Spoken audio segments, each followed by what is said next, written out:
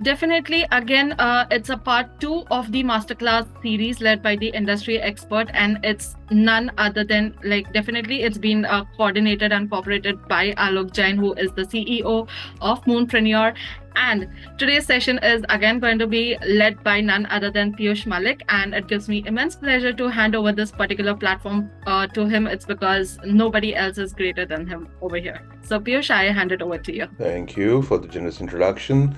Hello, everyone. There are a bunch of folks from ASEI joining in. Good to see that. And there are a bunch of our industry friends joining as well. So wonderful to see you, some of you back from the last session. So as mentioned, we are going to cover a little bit of what if somebody had missed last Sunday's session. We are going to cover that very briefly, and for that, let me pull the deck out. So last time when we launched this series last Sunday, I said this is a three-part series, and we are talking about future of work and the importance of entrepreneurial skills and team building for future careers, and why do we need to act now. We introduce, and if you are not connected on LinkedIn, please go ahead and find me on LinkedIn and connect there. And just as a glimpse, I got feedback last time that I should have spent some more time giving a glimpse. So here is a glimpse of my circuitous career journey. I had engineering background, and after that I did my master's, but in between I did product management in the telecom industry with the Tata Group. That's where I got my first break back in India, and after that did my MBA, and then started working again in the industry, this time in the software development industry. Worked for a company called CMC Limited. At that time, that was the only IT company in India, and so on and so forth. So that brought me to the US, where I started working for Cadence Design System right here in Silicon Valley. I came here for a 2-month assignment, and I'm still here 28 years hence. Yeah, that's what life does to you. In between Cadence and some of the other adventures that I had in store, life had in store for me, I spent some time at PwC,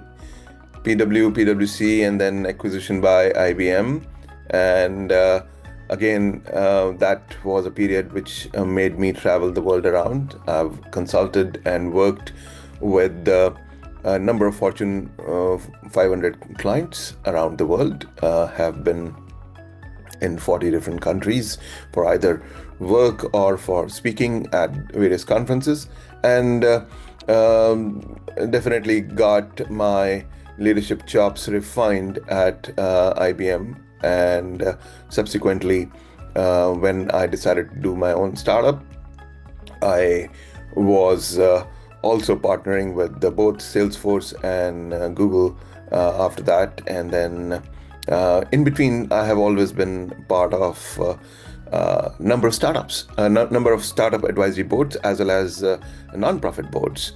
And from one non-profit board to another, I've been working through several of those. IAIDQ was an information and data quality organization 24 years back when I got first involved with them, and then the entrepreneurship organization TIE, then ASCI, American Society of Engineers of Indian Origin, and so on and so forth. So I'm also involved with a bunch of UC and international programs in Madrid, Spain, as well as in India, and UC Berkeley and UC Santa Cruz innovation programs as well.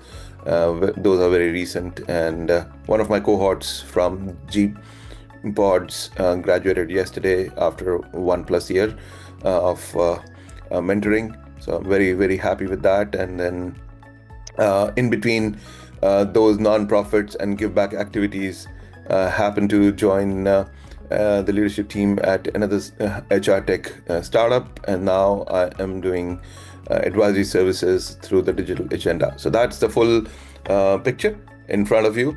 And last time when you guys joined, we did talk about what is the current state of the job market.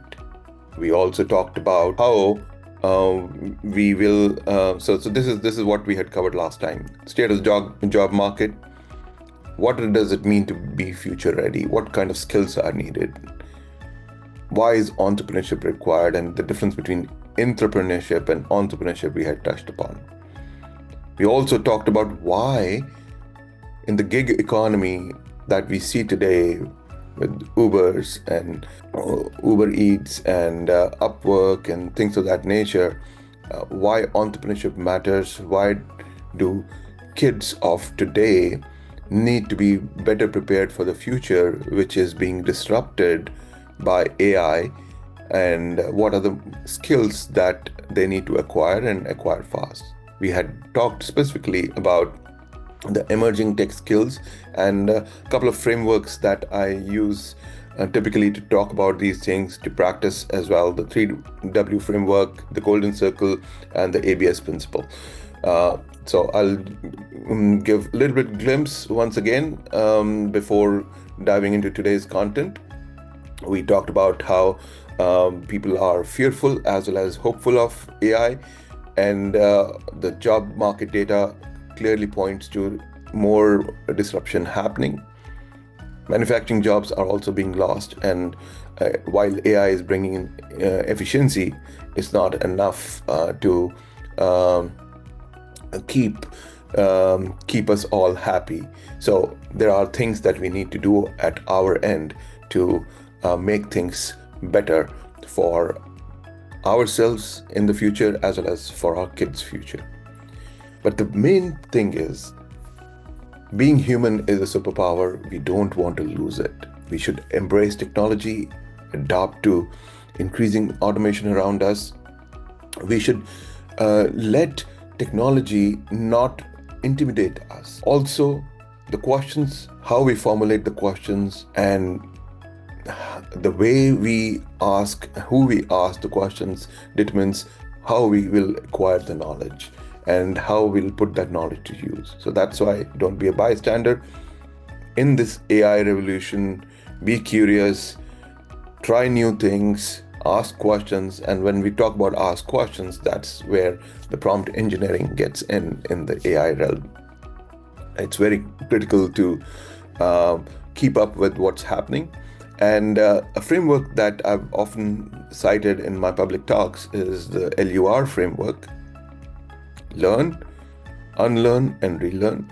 And finally, EQ is greater than IQ. And why? Because computers still don't have emotion. Computers can be impersonal, but this is where the human dimension comes in, and that's how we will take it forward with the human-to-human connection.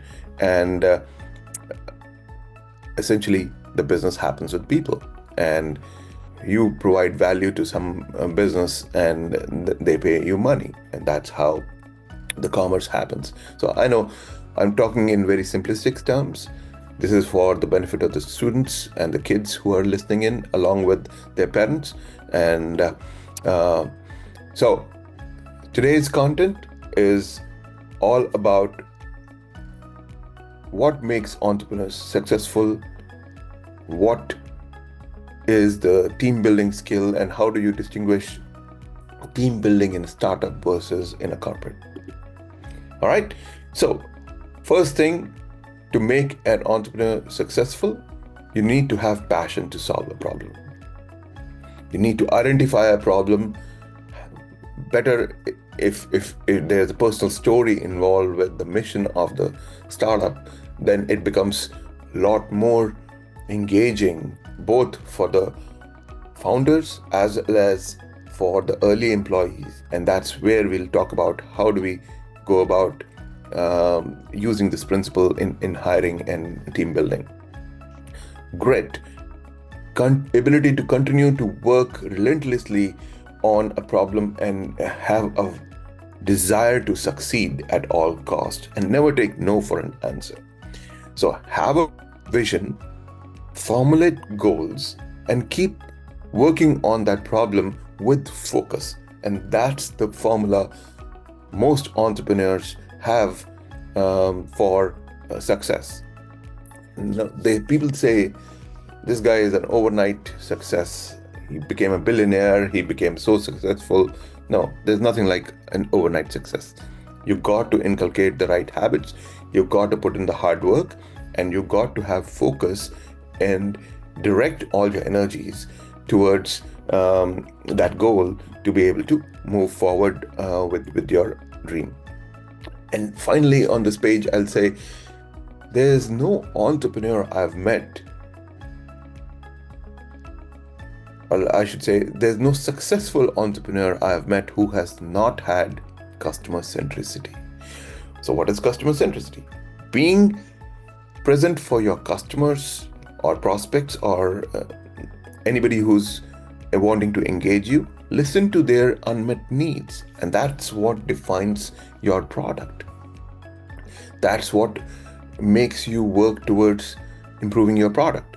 And having that customer centricity, being able to solve their problem and make them happy, ultimately leads to referrals, ultimately leads to more revenue, and ultimately leads to success. So that's a very compact way of saying this, what makes entrepreneurs successful. And let's look at a case study for the customer centricity.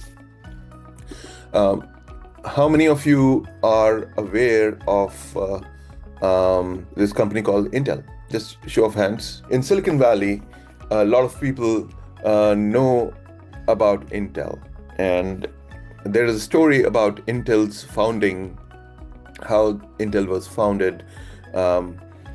That's a legendary story in itself some of the time. But today, the story I want to tell is that Intel, which is a short form for Integrated Electronics, it was founded in 1968. Yes, several decades ago. Semiconductor pioneers Gordon Moore and Robert Noyce, actual name, they decided to form a company. They initially said they'll have the company by the name Moore Noyce, combination of the last names of the two founders, and immediately decided no, Moore Noyce would mean, in electronic circuits, more noise means a non-functional electronic circuit. So they did away with that name and they said NM Electronics. And NM Electronics, within 1 month, was renamed to Intel. So that's the founding story from 1968. I know a lot of people may not know that part of history about this iconic company of Silicon Valley. And the investor, Arthur Rock, was the third co-founder. And this company was made more popular and more successful through the executive leadership of and vision of Andy Grove. Andrew Grove was the third employee of the company and ultimately became the CEO later on as well of this company.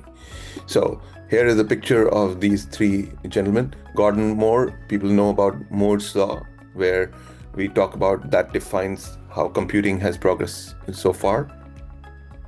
Computing power and price relationship talks about, and this is Andy Grove. Now, why I'm telling you this story is important, because exactly 11 years after founding, in 1979, November, this very month, in 1979, Andy faced every leader's nightmare. He was responsible for the market. A competitor was about to destroy Intel's entire business. Anyone knows this story, by the way? Just type in who could be the competitor to Intel at that time. Nobody's typing. Well, that competitor was none other than Motorola, and Motorola who had come up with 68,000 architecture, 68000 architecture, while Intel was on 8086. Any of you who was in the computing industry when we were moving from mainframes to the personal computing era, 8086 was the defining computer of that era, the chip of that era. And by the way, the story predates the invention or widespread use of personal computers. So for many of you, it might be folklore, but this is the real history, and I'll tell you where I've derived the thing from. Motorola's new chip was definitely better than Intel's, and Andy Grove knew that they had only few weeks and not months to respond to this challenge. So what happened next was remarkable. He gathered more than 100 leaders in a hotel room in San Jose, in Silicon Valley here, to align on Intel's OKRs. Now, how many of you know OKR? Please raise your hands.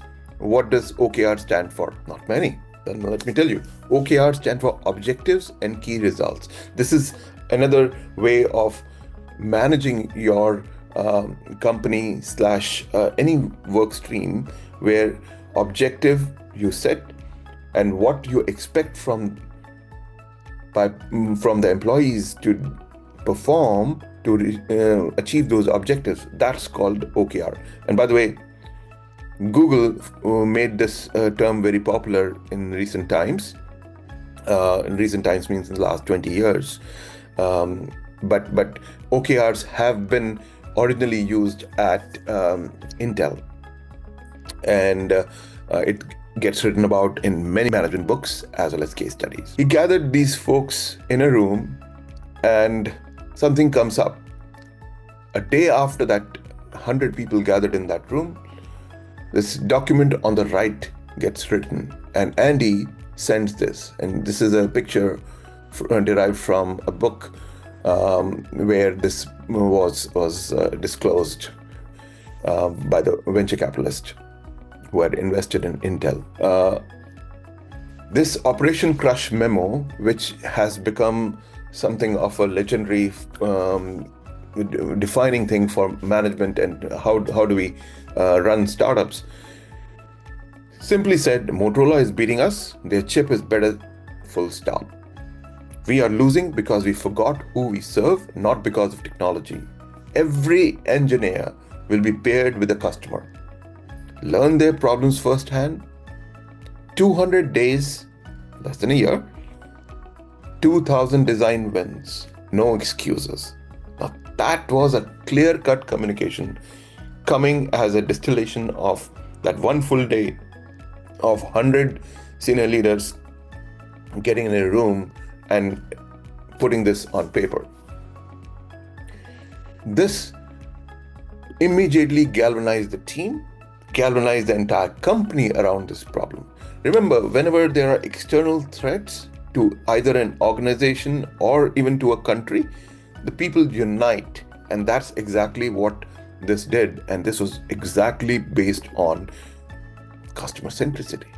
The entire organization was transformed overnight. A massive chart in headquarters, at Intel headquarters, tracked every win in Santa Clara. And every department was aligned to simply one mission: winning against the competitor. Every engineer became a solution provider and not a chip seller. So what they were doing? They were selling, they decided to shift their mindset to solve the customer's problem, provide them value to the customer, become a solution provider. And look at the results. More than 2,000 design wins within 12 months.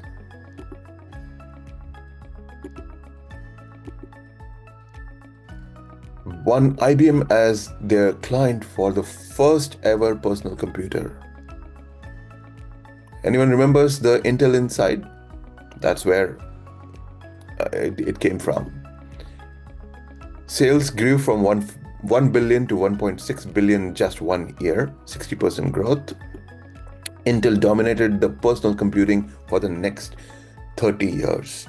And this became legendary. And so this famous quote came: bad companies are destroyed by crisis, good companies survive them, and great companies are improved by them.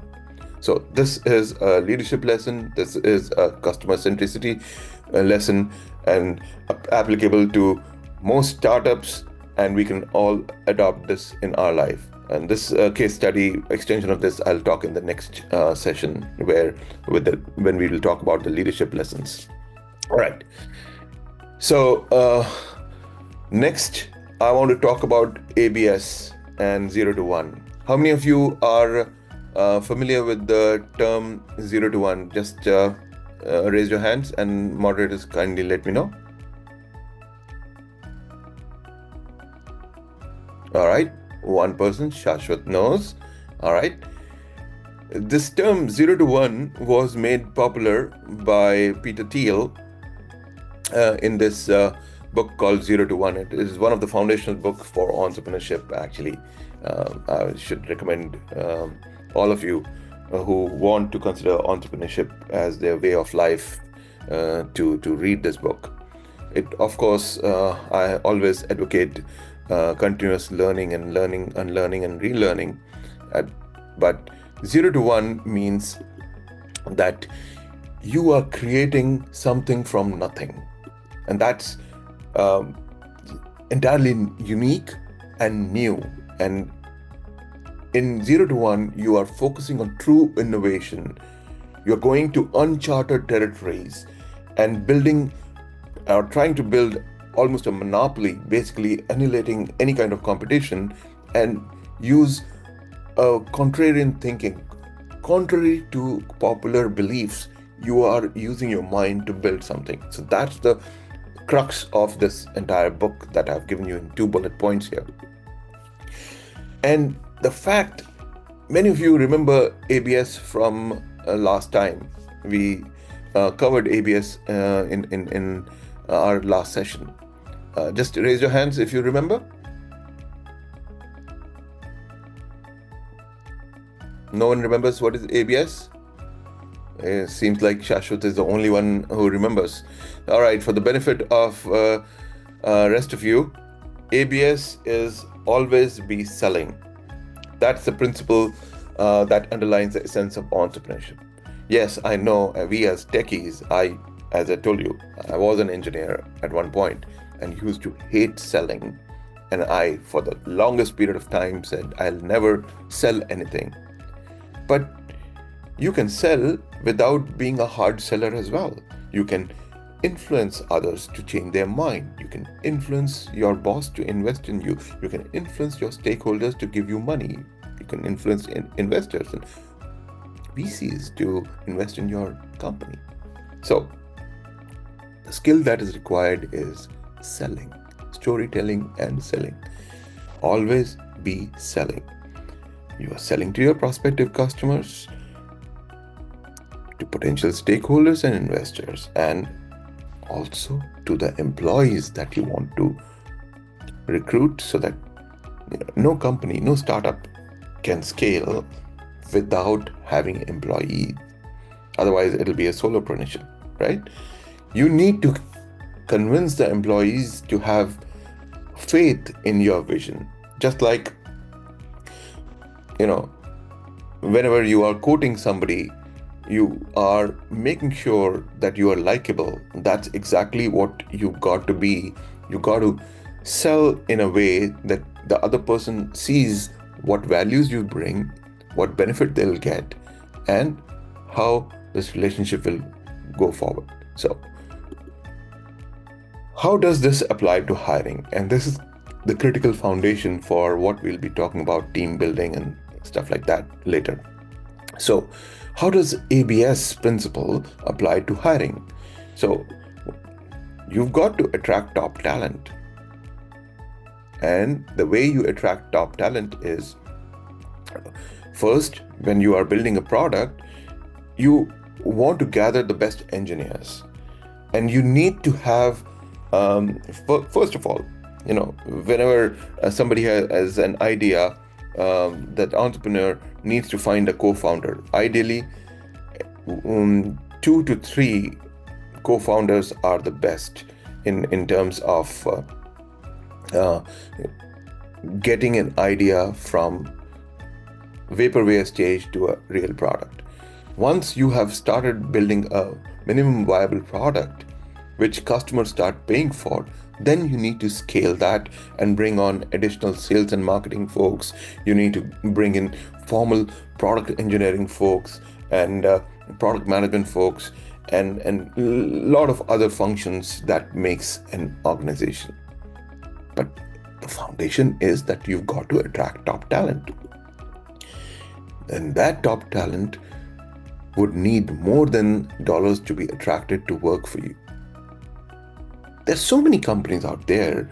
There's so many choices that people can have in terms of where you decide to trade your hours for, right? When you're an employee, all you're doing is you're trading the time that you have for the money that the company will pay you. So you better be very crisp and very articulate in explaining your vision. So you need to be able to explain the purpose, give them equity, you show them that there's growth path, and you show them that there's learning potential for them to grow as an individual. Once you do that, you start attracting talent. And one thing which I always say is the values of an incoming employee should match with the founder values and the original culture that the founders are driving towards, which is a very key point. And that's why I formulated another principle that whenever you are scaling your company, the first 100 hires, you have to be involved in hiring. And it's a very common thing that culture, saying that culture eats strategy for breakfast. Shouldn't be taken lightly. Whenever I have built teams or businesses as an entrepreneur, and last time I shared how I built practices in both PwC, IBM, and subsequently at other companies, different areas. I went from 0 to 1 in newer areas, getting my first 10 colleagues to be hired and worked on the project that I was building, the practice that I was building in the consulting space. First with the data quality practice, then the data governance practice a few years later, and then the analytics practice, and then the big data analytics practice, all spread over a gap of 20 years as I have built each of these businesses from 0 to initially 10 million, and then from 10 million to almost $1 billion business. And for these companies, you require the traits that an entrepreneur needs in the startup world. The similar traits are required in a company as well. So whatever I'm sharing here for hiring and team building applies to both the scenarios. Another fact I would say as a best practice is you should move beyond friends and family. Yes, referrals are good. It's important to vet the skills of the individual that you are hiring, but don't just stick to just hiring similar thinking folks, because you need diversity of thought, diversity of gender, and diversity of locations to be able to bring in fresh ideas, which then let the entire startup think beyond the box. And that's how you disrupt existing companies and build new products which are category defining. So take time. The best entrepreneurs take time to hire the best fit. But be very sure that you are not hiring just for the immediate skill. You should look for the right attitude, hardworking attitude, and aptitude to learn, unlearn, and relearn with agility. So, see, we are using all the stuff that we talked last week in this lesson as well. So, final lesson in ABS and hiring: hire slow, take your time, but fire fast if they don't perform. So, that's something which has some painful connotations from my personal experience as well.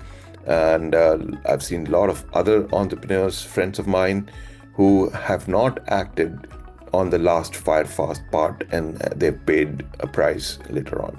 So I'll leave it at that. All right. We are at the halfway mark. I'll just take a pause and see if there are any questions coming through. If not, I'll just go through the team building. Yes, Piyush, there is one question, and the question is, how can I encourage my child to stay motivated, especially when they face failure or rejection? Very good question here. Failures and success are two sides of the same coin. The child sees a lot of things that are happening around them, and they essentially mimic the behaviors adults around them or peers are exhibiting. For that reason, how you motivate them is about celebrating small wins.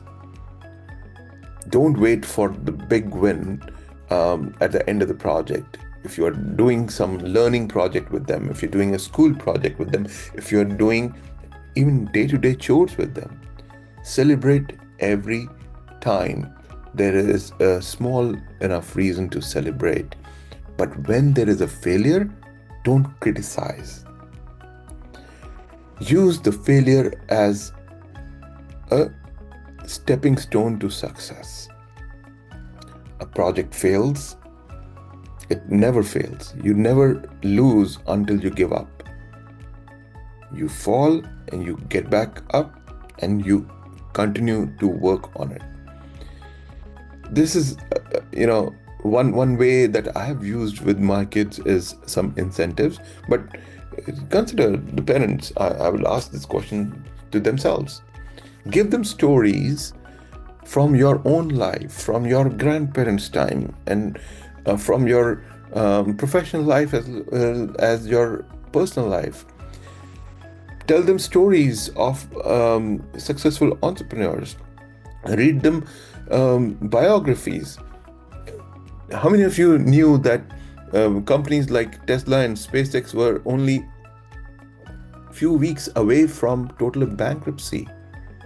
And yet, because of persistence of the founder, of the founding team, of the people who were managing that affairs, they kept going.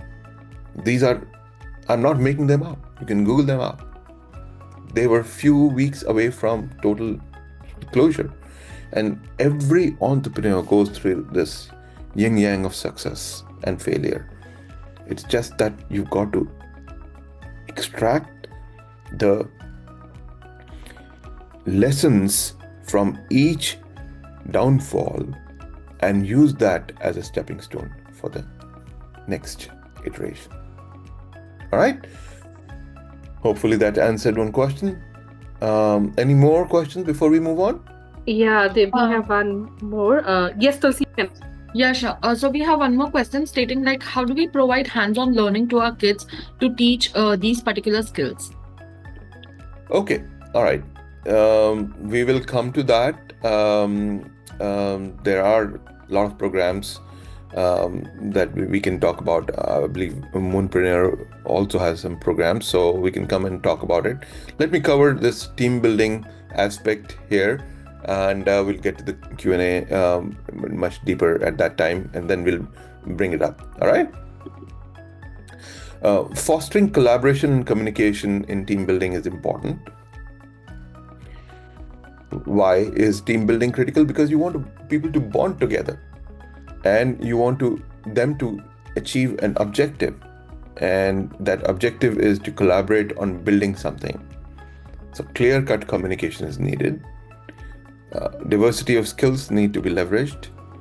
You need to boost their morale and motivation, and that's where we were just talking about how to motivate your kids.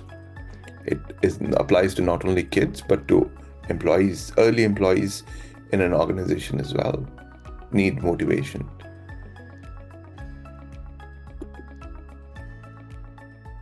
You need to enhance problem solving and innovation. So when you build a strong, cohesive team, the problem solving skills and innovation of the entire team goes up.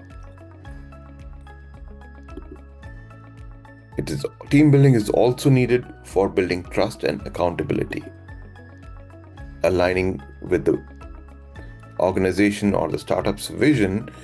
That's why team building is needed. And there are different techniques that you use for team building. The techniques like when you are forming the team, there are icebreaker activities, things like, whenever you are gathering in, if you recall, if you go to a workshop, the facilitator will make you do some icebreaker activities by not only introducing each of the participants, but they will do an activity like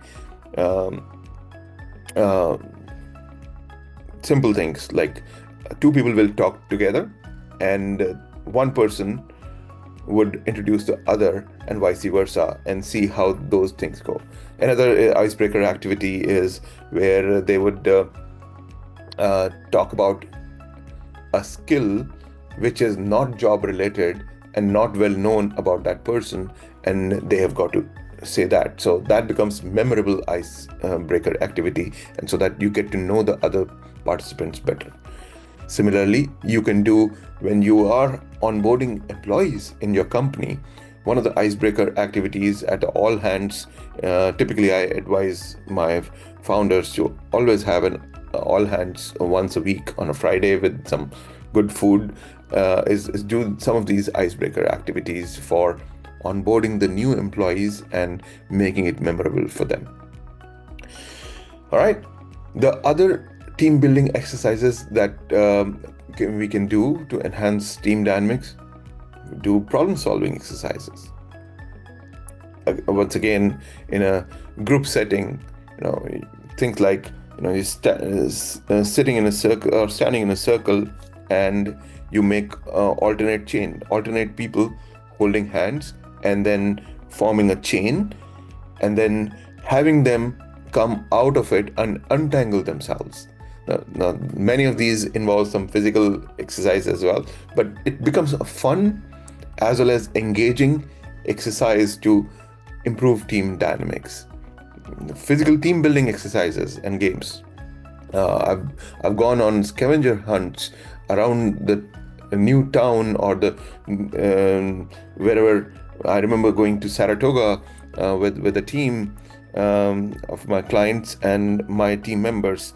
We all spent one half day discovering different points around the city which were important, and that is in a very fun way you can do a team building that way.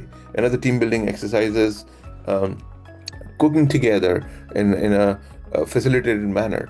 So things of that nature make work fun, at the same time increase cohesion in the team, and this will lead to other activities for creative collaboration we can do, and then fun competitions. A lot of times we in being software techies, we participate in pitch fests, pitching your ideas, or hackathons. You can make all of these as fun competitions paired with some prizes and so on and so forth. And that leads to team building as well. You can do trust building activities where, once again, you can have an event manager within the company who becomes a social butterfly and coordinates all these activities. But yes, it does require the founders to sponsor. It does require the team to come together on these kind of activities. So yes, you may ask, what if we don't have budget, and how can startups do team building versus the corporates? And trust me, having been on both sides, where I've seen my company spend up to $100,000 on just one meeting with so many people in an off-site location, versus scrappy startups that have done these team building activities with hardly $100 total spent. So it can have a wide array of activities, and there are differences. So scale and resources obviously differ. Focus and objectives are also different. A lot of times in a corporate world, the focus is to remove the silos and let the people who have long been operating in their own silo, like the finance folks working only within themselves, the marketing folks working only among themselves, engineering folks and R&D folks working only amongst their respective silos. How do we make them work together? So that is a different level of a team building activity required in corporate versus in a startup, and the objectives remain the same, that you've got to bring everybody together for innovation. And then flexibility and frequency. In a big corporation, you can't typically afford to do team building activities very regularly. So I would say many times they resort to doing half yearly, whereas startups can do in a very agile fashion with less budget and with much more frequency. And the nature of activities also differs. The level of activity, the spend, as well as the outcomes also differ. So there are some nuances, but within that, I have sponsored team building activities. I have been participant, and I have been a beneficiary of team building activities, especially when I join new organizations, and tell you, it's fun. And a simple team building thing, just having a foosball in your break room, can also be a fun regimen or some kind of a activity that you plan every Friday evening. Let's get together for beer and or beverage and a foosball in the break room, and that becomes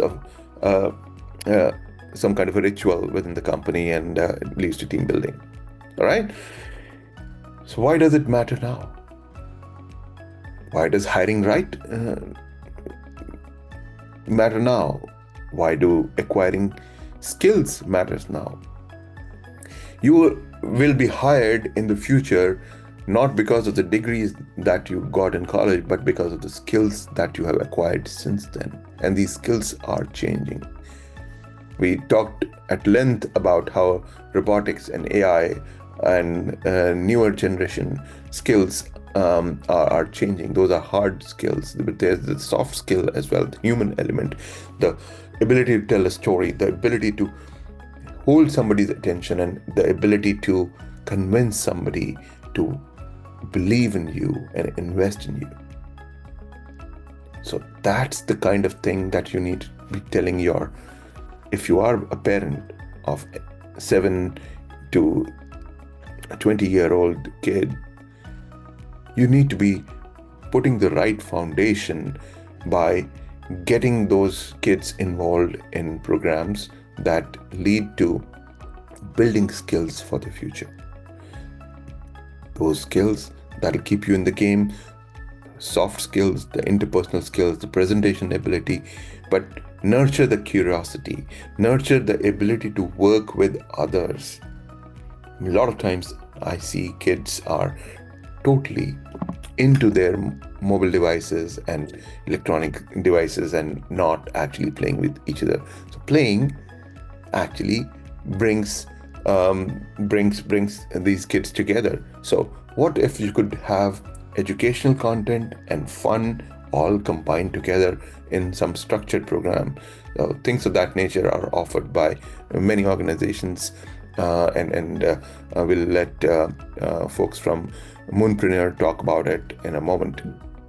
But ability to ask the right questions, ability to be quick, nimble, and learn, unlearn, and relearn quickly, that's what is important. And a message to both the kids as well as the parents: we definitely want you to do your best, and you can choose to be anybody, or you can choose to do anything you put your mind to. Mind is a very powerful tool. Use it right.